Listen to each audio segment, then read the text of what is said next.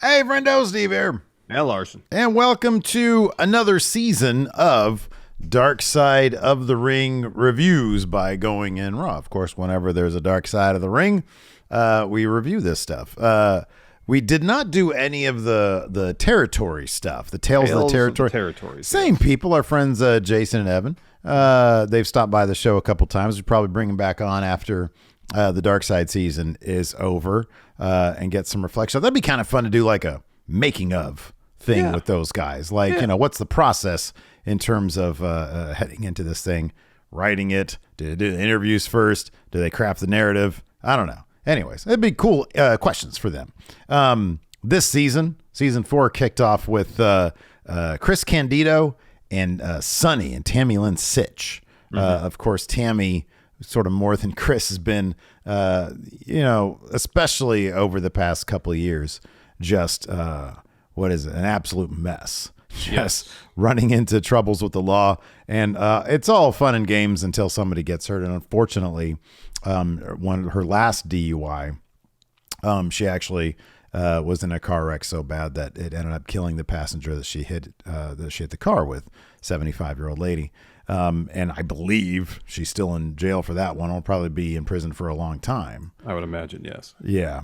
But yeah, it's an interesting topic. I don't know how many people are like super familiar with Chris Candido and his aspect of things. I mean, I think one of the more interesting sort of observations from anybody, and several people made this, but Jim Cornette more than anybody said, Chris Candido is kind of like he was ahead of his time. Like that type wrestler is very much embraced today with companies like, AEW, especially where it's more about like the wrestling, the in-ring stuff, the athleticism than, the WWE character stuff, Yeah, well, especially, when he was in WWE in the mid 90s, 95, 96, that's still, right before the Attitude Era, where the focus was on huge characters, but also it just had to be huge. Yeah. They wanted, wrestlers that were probably 6'2" and up, 250 pounds or more.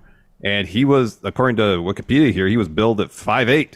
Yeah. 225. Yeah, right. Yeah. And wrestlers of that size are seeing far more success, not just on the independent ranks, but in AEW, even in WWE. There were not a lot of, like, the one guy that sort of comes to mind during Candido's era was Dean Malenko, who experienced a lot of success there in WCW, but sort of to a point. It's not like that guy would have been challenging for the WCW world title or anything, even though he was PWI's wrestler of 1997. But even Malenko, once the Radicals went to WWF, arguably he was the least succeful one there. I mean, Benoit, Guerrero, and even Perry Saturn was really over with, the silly gimmicks. And Dean Malenko transitioned eventually to becoming a producer. Going back to Chris Candido, though, those guys, there weren't a lot of them back there at the upper end of the card. But I mean, kind of like, I don't know, what we see a lot on, unfortunately, in Dark Side of the Ring, especially for wrestlers who came up in the 90s. And that is an industry that seemingly takes them in. And you look at Tammy Lynn Sitch, especially somebody who is going to become a doctor. Yeah. And she goes in there. Cornette gives her like a Hillary Clinton type, gimmick. And spits her out into what, and eventually the industry spits her back out into what she became. Yeah. So, I mean, if you go back to the beginning of this tale, it's Chris Candido kind of wrestling without his mother knowing about it. And eventually he's wrestling at a show, and Tammy's sitting ringside. They get to talking. Eventually they start dating.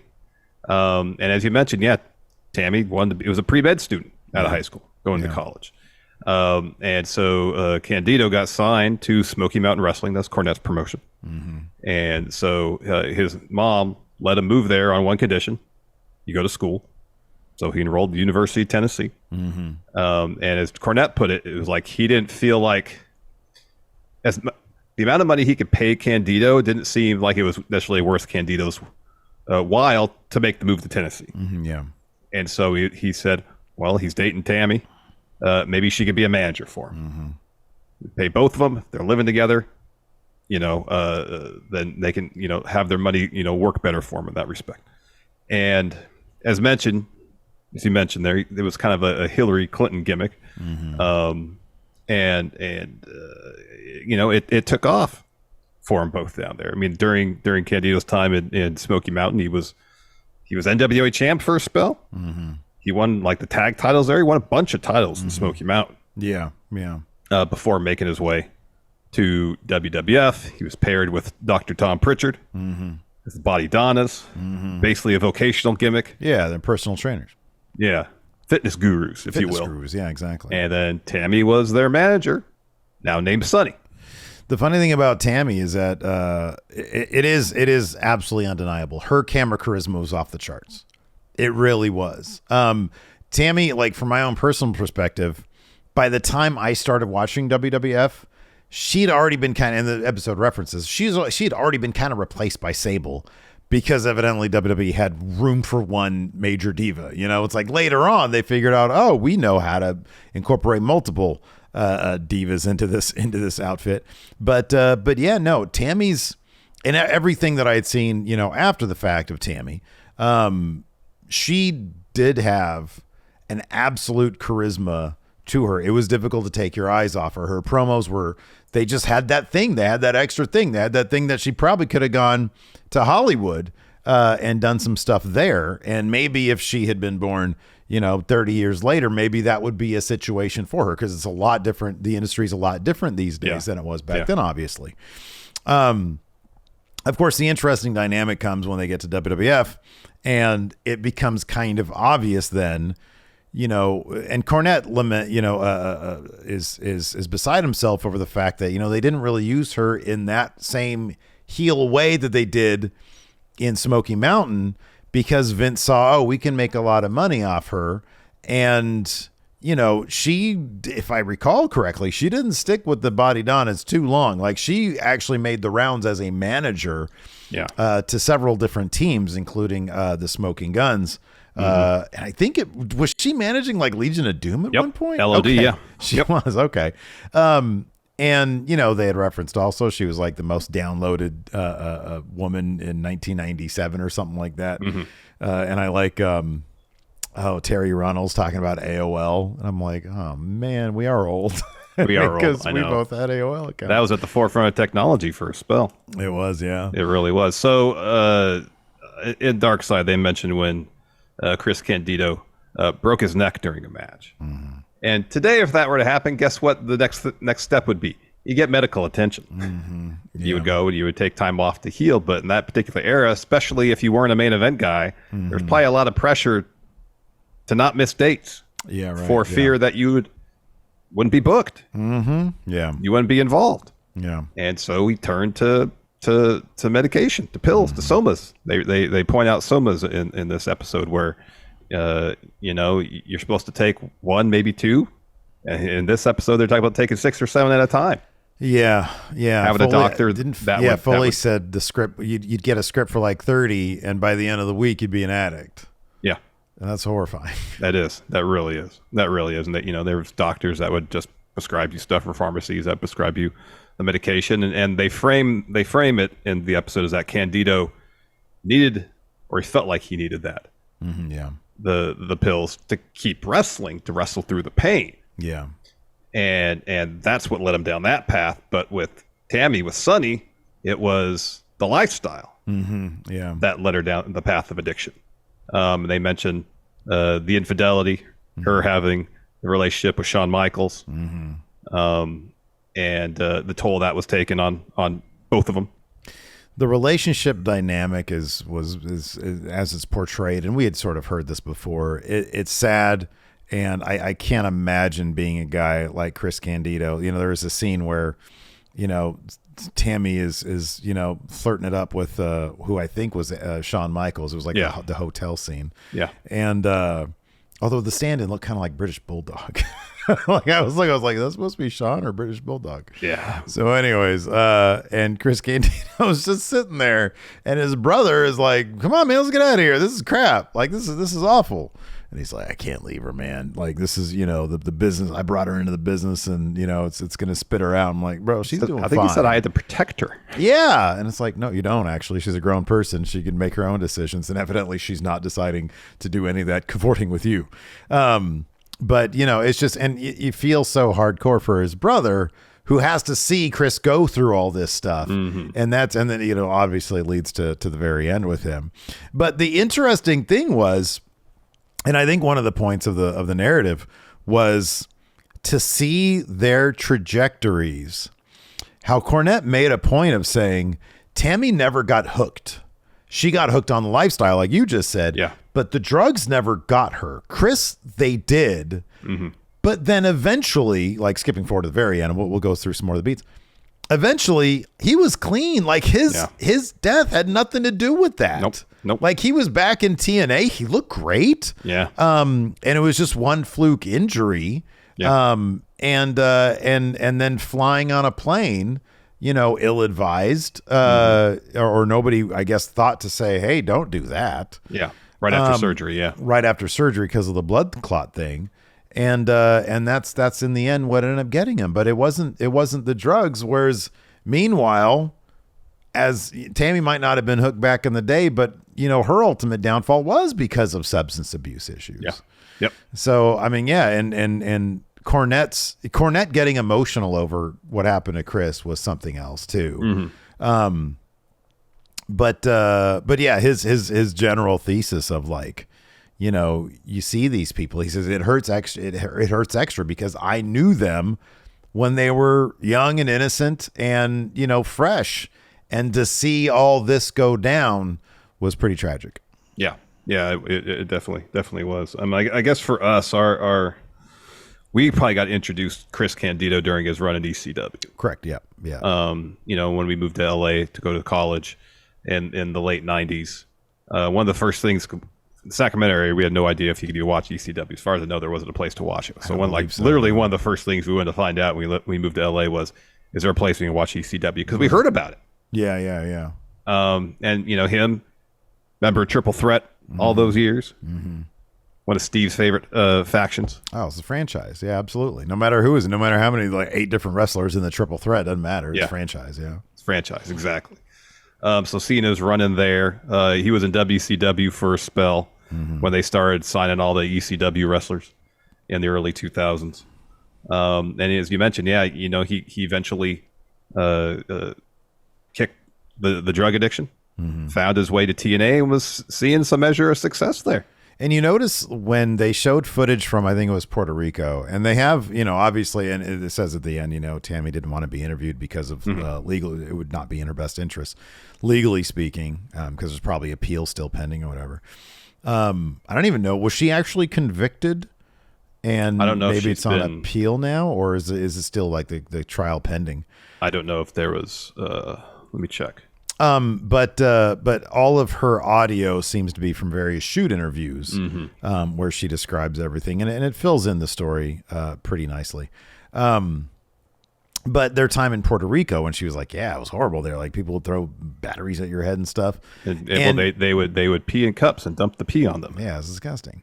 But you see physically, you see both of them. They both look like shit. Like Candido, he had like a big belly on him.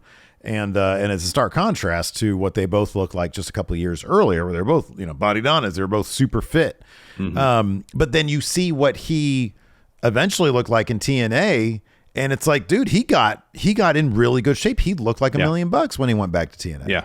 And by the time he was like, we're recounting all of these things that have happened to them from essentially since the moment they started Smoky Mountain till getting back in TNA. Chris Candido was 33 years old when he passed. Right. Yeah. So young. 33. Yeah. Like, and he thought he was done, and his brother was like, "No, dude, you're good." DDP didn't even start training till he was 35. Right. Yeah. You know, and to think about all that he had gone through, and passed away so early in his life, so young. Yeah. And he said it was just a freak thing. It's just he broke his ankle. Like, apparently he broke it in 2 places and dislocated his ankle. It looked gnarly. They showed the replay during the broadcast a couple of times, and oh god, that thing. And so they probably had to go in there and put plates and screws in and there's always a danger of blood clots in surgery, period. And then you hop on a plane Yeah. for the change in pressure and altitude. And he got a blood clot, went to his lungs, apparently got pneumonia, and that's what got him. Yeah. And his brother recounting, how quickly it all happened. Yeah. Where he got a call, he was in the hospital, and within a day, he had passed. Yeah. Yeah. Yeah. Yeah. It's interesting too to hear from, I believe it was his mom, right? His mom was being interviewed and saying, it's funny because she was really anti the entire time. She's like, I didn't get it. Like you're like an elite level athlete and they got you in there with baby clothes on, like a diaper. Yeah. And she was like, he had to wear a bonnet in Smoky Mountain for a spell. Yeah, exactly. Yeah. And she was like, I just didn't understand it. And like to see from her vantage point, like her son, who was a supremely gifted athlete, enter into this, industry, this sideshow freak carnival industry, basically. And for her, I guess the pride in, he went to WWF, like she mentioned that he went to WWF, he made it, I guess. She said, I guess he made it. But then to see how it all ended up because of this industry, which she was, hesitant to give her full blessing on in the first place, that she obviously didn't trust this industry, has got to be just absolutely, heartbreaking. Yeah. Yeah. Yeah, for sure. For sure. Did they say what the next episode was going to be? Magnum TA. That's right. Yeah, that's going to be a good one. No, it's a solid lineup this year. And it just makes, it's sort of a reminder, when we didn't do one this past year. But yeah, whenever we came up with our top 10 lists of these are wrestlers they should totally do. You sort of forget there's a lot of stories out there, that you could easily, they could easily translate to dark sides. Oh yeah. Yeah. Yeah. But no, another solid effort. I know Jason and Evan have both been doing plenty of stuff, even between the tales. I think they had a movie that was Jason directed a movie. Yeah. Alien. It was Aliens Kids versus Kids? Aliens. Is that what it was? Yeah. Yeah. Kids versus Aliens is the movie Jason directed. Yeah. Yeah. So it is kind of cool to see them really get into the groove of the filmmaking aspect of things, with 3 seasons, another movie, Tales from the Territories under their belts. There's a confidence in the storytelling, in the structure of these things, that I think would be really interesting to sort of dive into. Definitely. And see what tricks they might have picked up along the way, doing the movie, doing Tales from the Territories, et cetera, et cetera. Well, it was interesting talking to him. One of the times we interviewed them, the influence of Errol Morris's Thin Blue Line had on the presentation of the show, and you could totally tell. Yeah, no, absolutely. Yeah. If you've seen that documentary, the recreations in that is very much like the cool lighting, the blue lighting. I don't remember if it's quite as much out of focus slow-mo stuff, but you could definitely tell it's the visual style of the recreations is definitely informed by that movie. So definitely check out that film if you haven't seen it. Oh yeah, no, it's a terrific movie. It's a really good movie. Yeah. So anyways, next week we'll do a Magnum TA. I was sort of thinking oh man, we should put these up on Tuesdays when the new episode comes out. But I don't know. We'll figure out a schedule. I don't know how many episodes are this year. Do we know? 10? 10? Okay, cool.